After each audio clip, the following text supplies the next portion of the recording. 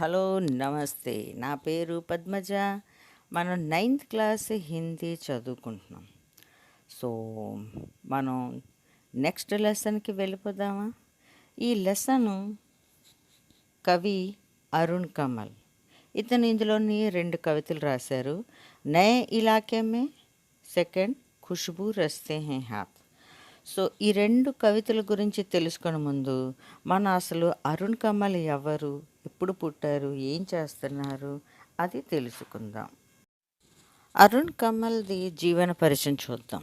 ఇతను इनका जन्म बिहार के रोहतास జిले के नासरीगंज में 15 फरवरी 1954 को हुआ. ఇతను బీహార్లో రోహతాస్ జిల్లాలో నాసీరాగంజ్ అనే ఊర్లోని 15 ఫిబ్రవరి 1954లోని పుట్టారనమాట. इन दिनों పాట్నా విశ్వవిద్యాలయం ప్రాధ్యాపక్. ఇతను ప్రస్తుతం పాట్నా యూనివర్సిటీలో ప్రొఫెసర్గా చేస్తున్నారు. ఇతనికి ఎన్నో అవార్డ్స్, సాహిత్య అకాదमी अवार्ड्स, ఇంకెన్నో అవార్డ్స్తో ఇతన్ని గౌరవించారు. इन्होंने कविता लेखन के अलावा कई पुस्तकों और रचनाओं का अनुवाद भी किया. ఇతను ఎన్నో పుస్తకాలు, కవితలు రాశారు. దాంతోపాటు కొన్ని రచనలకి అనువాదించారు, ట్రాన్స్లేషన్ కూడా చేశారనమాట. కృతి అంటే అరుణ్ కమల్ రాసిన రచనలు అనమాట. ఏటేటి అంటే అపని కేవల్ ధార్, సబూత్, నయే ఇలాకే మే, పుత్లీ మే సంసార్, ఈ 4 కవితలు ఒక సంగ్రహాల్లో ఉంటాయన్నమాట. తథా కవిత और समय ఆలోచనాత్మక కృతి, ఆలోచనాత్మక రచనలు అనమాట. मायकोव्स्की की आत्मकथा, जंगल बुक का हिंदी में और हिंदी के युवा कवियों की कविताओं का अंग्रेजी में अनुवाद किया, जो वॉइसेज नाम से प्रकाशित हुआ है. ఓకే, మైకోవెస్కీని ఆత్మకథ రాశారు. జంగల్ బుక్ స్టోరీ చూశారు కదా, సో దాన్ని హిందీలో అనువదించారు. హిందీలో ఉన్న యువ కవులు తాలూకా పాయిమ్స్ని ఇంగ్లీష్లోని ట్రాన్స్లేషన్ చేశారు. సో ఈ బుక్ ఏమో వాయిసేజ్ అనే పేరుతో పబ్లిష్ అయ్యి ఉందన్నమాట. अरुण कमल की कविताओं में नए बिंब, बोलचाल की भाषा, खड़ी बोली के अनेक लय छंदों का समावेश है. అతని కవితలోని కొత్తదనం కనిపిస్తుంది. వేరే వేరే భాషలో మాట్లాడతారు. ఖడీ బోలి అనే భాష, ఏ క్షేత్రంకి వెళ్తారో ఆ భాషలు అనమాట. ఇందులో అనేక లయ ఛందస్సులు, సమావేశాలు అవన్నీ ఇందులో ఇతని కవితలో ఉంటాయి. इनकी कविताओं में जीवन के विविध क्षेत्रों का चित्रण है. ఇతని కవితలోని వేరే వేరే క్షేత్రాల గురించి రాసి ఉంటాయి అన్నమాట. इस विविधता के कारण इनकी भाषा में विविधता है. ఇవి డిఫరెంట్ ప్లేస్లకి వెళ్ళి డిఫరెంట్ గురించి రాయడం వల్లే ఇతని భాషలో కూడాను మార్పు వచ్చిందనమాట. ये बड़ी कुशलता, सहजता से जीवन प्रसंगों को कविता में रूपांतरित कर देते हैं. లైఫ్లో జరిగిన సంఘటనలు, ఘటనల్ని చాలా ఈజీగా కవితల రూపంలోని అతను మార్చేస్తూ ఉంటారు. सो इनकी कविता में वर्तमान शोषण, मूलक व्यवस्था के खिलाफ आक्रोश, नफरत और उसे उलटकर नई मानवीय व्यवस्था का निर्माण करने की ఆకులత సర్వత్ర దిఖాయి దేతీ హై. అంటే ఇప్పుడు జరుగుతున్న రాజకీయాల్లోని అరాచకాలు, అత్యాచారాలకి విరోధంగా ఇతను విరోధిస్తూ ఒక మనిషిని మంచి వ్యవస్థలో నిలబెట్టించాలనే ఒక ఆతృత, ఉత్సాహం ఇతనికి ఎప్పుడు కనిపిస్తూ ఉంటుంది అన్నమాట. నయే ఇలాకే మన కవితలని అతను బాధపరుస్తుంది ఏంటంటే, ప్రతి ఒక్క కొత్త వస్తువు ఒకరోజు పాత అయిపోతుంది. సో ఎప్పుడు మారుతూ ఉంటుంది.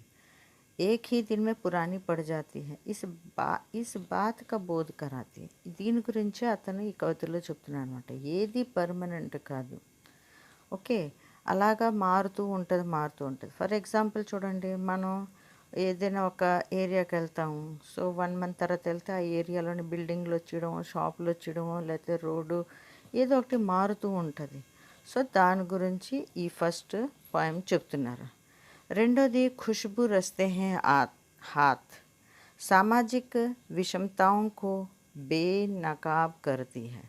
ఇది సమాజంలో ఉన్న విరోధం గురించి చెప్తుందన్నమాట. किसकी और कैसी कारस्तानी है कि जो वर्ग समाज में सौंदर्य की सृष्टि कर रहा है और उसे खुशहाल बना रहा है, वही वर्ग अभाव में, गंदगी में जीवन बसर का. ఎవరైతే మన గురించి సమాజంలో మంచి చేస్తారో, బాగు చేస్తారో, శుభ్రం చేస్తారో వాళ్ళకే సరి అయిన సహకారం దొరకకుండా వాళ్ళే ఒక దీంట్లోనే ఉంటారు. ఫర్ ఎగ్జాంపుల్ చూడండి, మున్సిపాలిటీ వాళ్ళు ఉంటారు, అందులో వర్క్ చేసేవాళ్ళు. మన దేశాన్ని శుభ్రం చేయడానికి వాళ్ళు వచ్చి రోజంతా ఉండి శుభ్రం చేస్తారు, కానీ వాళ్ళు ఉంటుంది ఎక్కడ, గుడిసెల్లోని. సో దీని గురించి రెండో కవితలోని అతను చెప్తున్నారన్నమాట. ఇప్పుడు డీటెయిల్గా వెళ్ళి చూద్దాం ఏడు చెప్తున్నారు పోయంలోని. ఈ కవిత నయే ఇలాకే మేలోని ఫస్ట్ 3 లైన్స్ చూద్దాం. इन नए बसते इलाकों में जहाँ रोज बन रहे हैं नए नए मकान, मैं अक्सर रास्ता भूल जाता हूँ. మీనింగ్స్ ఏంటి? నయ అంటే కొత్త, బస్తే అంటే నివాస్ ఉండే స్థలం అన్నమాట, ఇలాకం అంటే స్థలం, జహా రోజ్ అంటే ఎవ్రీడే ప్రతి ఒక్క రోజు అని, బన్ రహే నయ నయ మకాన్ అంటే ఇల్లు, ఘర్. మే అక్సర్ అంటే ప్రాయ, హమేష ఎప్పుడూని, రాస్తా అంటే త్రోవ, రోడ్, భూల్ జాతా హూ మర్చిపోవడం అనమాట. సో దీని మీనింగ్ ఏంటి అంటే, కవి कहते हैं कि शहर में नए मोहल्ले रोज ही बसते हैं. ఓకే, టౌన్లోని ప్రతిసారి కొత్త వీధి తయారవడం, కొత్త ఇల్లులు తయారవడం, కొత్త ఏరియా తయారవడం. ऐसी जगहों पर రోజు నए నए మకాన్ बनते हैं. సో అలాంటి ప్లేస్లోని కొత్త కొత్త ఇల్లు మారుతూ ఉండడం. చూడండి, మనం ఎక్కడికైనా వెళ్తూ ఉంటాం, ప్రతిసారి వెళ్తుంటాం, ఒక వారం 10 రోజులు వెళ్ళాం అనుకోండి ఆ ప్లేస్కి. సో కొత్తగా బిల్డింగ్ స్టార్ట్ చేయడం మొదలెట్టేస్తారు. సో అలాగా కొత్త కొత్త नए नए मकान बनते हैं. रोज नए नए बनते मकानों के कारण कोई भी व्यक्ति ऐसे इलाके में रास्ता भूल सकता है. సో కొత్త కొత్త ఇల్లు కడుతూ ఉంటే, సో అలాగ సడన్గా అన్ని లైన్లుగా కొత్త కొత్త ఇల్లు కడుతూ ఉంటే ఎవరైనా మనిషి రోజు వెళ్ళిన తావులోనే వెళ్తూ ఉంటే, సడన్గా కొత్త ఇల్లు కడుతూ ఉంటే తను వెళ్ళవలసిన తావు ఏదో మర్చిపోతాడు. అరే మన ఇల్లు ఎలాగుండేది కదా, ఇదేంటి కొత్త బిల్డింగ్ ఉంది అని అన్నట్టు అనిపిస్తుంది అనమాట. కవికో భీ యహీ పరేషానీ హోతాయి. ఇందులోని కవికి కూడా ఇదే ప్రాబ్లం. वह भी इन मकानों के बीच अपना रास्ता हमेशा भूल जाता था. తను కూడాను ఈ కొత్త బిల్డింగ్ కడుతూ ఉండడం వల్ల తన ఇంటికి వెళ్ళే తావు ఎప్పుడు మర్చిపోతూ ఉంటాడనమాట. నెక్స్ట్ లైన్స్ చూద్దాం. धोखा दे जाते हैं पुराने निशान, खोजता हूँ ताकता पीपल का पेड़, खोजता हूँ ढहा हुआ घर और ज़मीन का खाली टुकड़ा जहाँ से बाएं मुड़ना था मुझे, फिर 2 मकान बाद बिन रंग वाले लोहे के फाटक का घर था एक मंजिला. సో ఇందులో మీనింగ్స్ చూద్దాం. ధోకా దే జాతే, ధోకా అంటే మోసం. ఓకే, నెక్స్ట్ పురాణే అంటే పాతది, నిషాన్ అంటే సింబల్ అనమాట. ఒక పాత ఇల్లు, మన ఇంటికి మనం వెళ్ళాలంటే ఏదో ఒక సింబల్, ఒక ఈ చెట్టు తర్వాత మా ఇల్లు, ఆ గుడి తర్వాత మా ఇల్లు అంటాం కదా, అలాగా. ఖోజతా హూ, ఖోజన వెతుకుతా హూ, తాక్తా అంటే చూస్తూ ఉండడం, దేఖ్తా. పీపల్ కా పేడ్, పీపల్ రాయి చెట్టు. ఢహా అంటే గిరా హువా. ఓకే, और ज़मीन का खाली टुकड़ा जहाँ से बाएं అంటే లెఫ్ట్ సైడ్ అనమాట, దాయ్ అంటే రైట్ సైడ్, బాయ్ అంటే లెఫ్ట్ సైడ్ ఎడం వైపు, మూడున టర్న్ అవ్వాలి అని. ఫిర్ 2 మకాన్ బాద్ బినా రంగ్ వాలే అంటే బినా రంగ్ వాలే చున్నం లేకుండా ఉన్న, లోహేకే చున్నం లేకుండా ఉన్న ఇల్లు, లోహేకే ఫాటక్ అంటే ఇనుముతో తయారు చేసిన గేటు, ఘర్ థా ఏక మంజిలా అంటే ఒక మేడ ఉన్న అంతస్తు అని అర్థం. ఇప్పుడు దీనికి డీటెయిల్గా ఏమంటున్నారో కవి చూద్దాం. कवि कहते हैं कि जो पुराने निशान हैं वे धोखा दे जाते हैं, क्योंकि कुछ पुराने निशान तो सदा के लिए मिट जाते हैं. ఏదైతే మనం సింబల్ పెట్టుకొని ఒక గుర్తు పెట్టుకొని ఉంచుకుంటామో అది మోసం చేసేస్తుంది. ఎందుకు? కొత్తగా తయారు చేసినప్పుడు అవన్నీ పాతవన్నీ పోతుంది కదా, సో అందుకని అవి చెరిగిపోతుంది అని అంటున్నారు. కవికే సాత్ అక్సర్ ఐసా హోతా హై, కవిత ఎప్పుడు అలాగే మార్పులు అవుతూ ఉంటుంది. వహ అప్నా రాస్తా ఢూంढने के लिए పీపల్ కే పేడ్ కో ఖోజ్తా హై. ముందల ఇంటికి వెళ్ళాలి అని అంటే పీపల్ కే పేడ్ అంటే రాయి చెట్టు చూస్తాడనమాట, రాయి చెట్టు చూస్తాడు. परंतु हर जगह मकानों के बनने के कारण उस पीपल के पेड़ को काट दिया गया है. కానీ కొత్త ఇల్లులు కట్టడం వల్ల ఆ పీపల్ పేడ్ రాయి చెట్టుని కొట్టేశారు, తీసేశారు. ఇప్పుడు చూడండి, రోడ్లు చేయాలి అంటే పెద్ద పెద్ద చెట్లు తీసేస్తున్నారు. ఆ రోడ్లు పోల్చుకోలేము. ముందు ఇక్కడ ఎలాగుండేది కదా, అలాగుండేది కదా అనుకుంటున్నాం. అలాగే కవి కూడాను. ఫిర్ కవి పురానే గిరే హుయే మకాన్ కో ఢూంఢతా హై. ఓకే, చెట్టు తర్వాత గిరా హువా మకాన్, పాడిపోయిన ఇల్లుని ఎతుకుతాడు. పరంతు వహ భీ ఉసే అబ్ కహీ నహీ దిఖాయి దేతా. ఇప్పుడు అది కూడా కనిపించట్లేదు. కవి కహతా హై కి పహలే తో उसे घर का रास्ता ढूंढने के लिए कई జమీన్ కే ఖాళీ టుకడే కే పాస్ సే బాయి ముడనా పడతా థా. ముందు వాళ్ళింటికి వెళ్ళాలి అని అంటే ఒక ఖాళీ ప్లేస్ ఉండేది. ఆ రాయి చెట్టు తర్వాత ఖాళీ ప్లేస్ తర్వాత లెఫ్ట్ సైడ్ తిరిగి వెళ్ళేవాడు. ఆ తర్వాత ఉస్కే బాద్ 2 మకాన్ కే బాద్, 2 ఇల్లుల తర్వాత బినా రంగ్ వాలే లోహే కే దర్వాజా, ఏ కలరు లేన ఇనప గేటు ఉంటుంది ఆ ఇంటికి. ఒక ఏక్ మంజిలే మకానమే, అంటే ఒక అంతస్తు ఉన్న ఇల్లుకి వెళ్ళవలసి వచ్చేది వాళ్ళ ఇంటికి వెళ్ళాలంటే. कहने का तात्पर्य यह है कि कवि को अब बहुत से मकानों के बन जाने से घर का रास्ता ढूंढने में परेशानियों का सामना करना पड़ता है. ఇప్పుడు కవి ఏంటంటున్నారంటే, సడన్గా ఇల్లులన్నీ మారిపోవడం వల్ల వాళ్ళింటికి వాళ్ళు వెళ్ళడానికి తోవతను మర్చిపోతున్నాడు అని చెప్తున్నారండి. और मैं हर बार एक घर पीछे चल देता हूँ या 2 घर आगे ठकमकाता. यहाँ रोज कुछ बन रहा है, रोज कुछ घट रहा है, यहाँ స్మృతి का భరోసా नहीं. ఈ పోయంలో మీనింగ్ ठकमकाता అంటే ధీరే ధీరే, डगमगाता स्मृति అంటే याद, జ్ఞాపకం అన్నమాట. सो कवि कहते हैं कि अपने घर जाते हुए वह हर बार या तो अपने घर से एक घर पीछे ठहर जाता है या डगमगाते हुए अपने घर से 2 घर आगे ही बढ़ जाता है.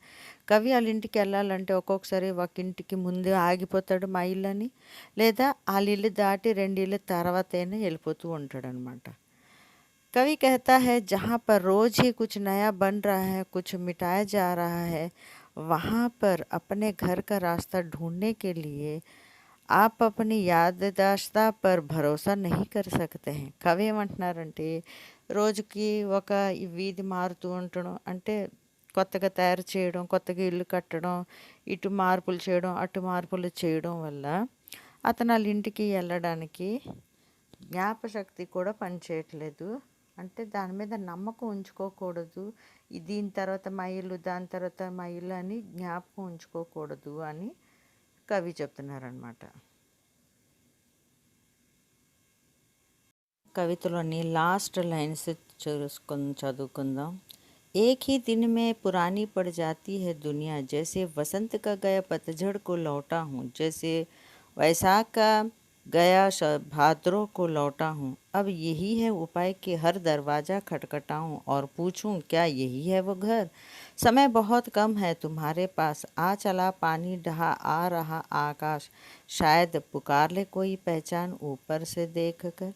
దీని మీనింగ్స్ చూద్దాం. దునియా అంటే సంసార్, వసంత్ అంటే వసంత ఋతువు, పతజడ్ అంటే ఆకురాల్చే కాలం, వైశాఖ అంటే వైశాఖ మాసం, ఓకే. నెక్స్ట్ భాద్రమాసం, ఖటఖటానా అంటే తలుపుని తట్టడం అన్నమాట. ఆకాశ్ గగన్ తెలిసింది. సో దీంట్లోని మీనింగ్ ఏంటో చూడండి. అంటే ఫుల్ భావార్థం ఏమంటున్నారు कवि कहता है कि एक ही दिन में सब कुछ इतना बदल जाता है कि एक दिन पहले की दुनिया पुरानी लगने लगती है.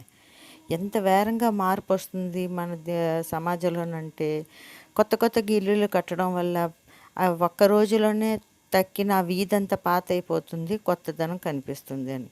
ऐसा लगता है जैसे महीनों बाद लौटा हूँ. ఎన్నో నెలల తర్వాత నేను తిరిగి ఇంటికి వచ్చినట్టుగా అనిపిస్తుంది అనమాట. ఎందుకు? కొత్త ఇల్లులు కట్టడం వల్ల. ऐसा लगता है जैसे घर से वसंत ऋतु में बाहर गया था और पतझड़ ऋतु में लौट कर आया. వసంత ఋతువులో నేను ఇంటి నుంచి బయటకు వచ్చి ఇంటికి వెళ్ళేసరికి ఆకురాల్చే కాలంలో ఇంటికి వెళ్తున్నట్టుగా అనిపిస్తుందంట. జైసే వైశాఖ ఋతువు మే గయా और భాద్రో మే లౌటా హూँ. వైశాఖ మాసంలో వెళ్ళి భాద్ర మాసంలో తిరిగి వస్తున్నట్టుగా అతనికి అనిపిస్తుందంట. ఎవరికి? కవి कहता है कि अब सही घर ढूंढने का एक ही उपाय है कि हर दरवाजे को खटखटा कर पूछू कि क्या वह सही घर है. ఇప్పుడు అతను ఒకటే నిర్ణయించుకున్నాడు. ఇల్లు ఎతకడం మానేసి ప్రతి ఇంటికెళ్ళి తలుపు తడితే వాళ్ళే చూసుకొని అదే మా ఇల్లేమో అని చూసుకొని తెలుసుకుంటారు అని. कवि कहता है कि उसके पास अपना घर ढूंढने के लिए बहुत कम समय है. ఓకే, అతని ఇల్లు ఎత్తుకోవడానికి అతని దగ్గర టైం చాలా తక్కువ ఉంది. ఎందుకు? अब तो आसमान से बारिश भी आने वाली है और कवि को उम्मीद है कि कोई परिचित उसे देख लेगा और ఆవాజ్ लगाकर उसे उसके घर ले जाएगा. ఎందుకు టైం తక్కువ అంటే వర్షం రాబోతుంది, వర్షంలో నా ఇల్లు ఎత్తుకోవడం మరీ కష్టం. సో ఈ లోపల ఎవరైనా అతనికి తెలిసిన వాళ్ళు ఉంటే అతను ఇతనికి పిలిచేసి వాళ్ళ ఇంటికి దిగబెడతారని కవి అనుకుంటున్నారన్నమాట.